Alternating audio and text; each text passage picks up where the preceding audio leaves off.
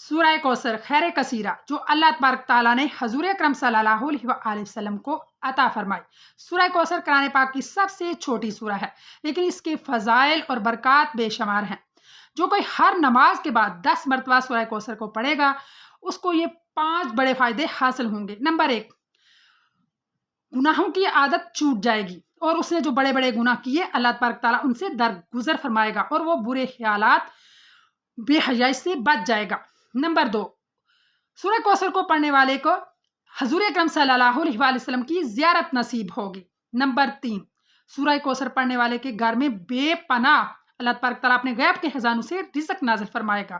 Number 4، جہاں پر سورہ کوثر پڑھی جاتی ہے وہاں پر شیطان داخل نہیں ہوگا۔ نمبر 5، سورہ کوثر کو پڑھنے والے کی اولاد نیک ہوگی اور حضور اکرم صلی اللہ علیہ وآلہ وسلم کی با ادب امتی ہوگی، اور اس کی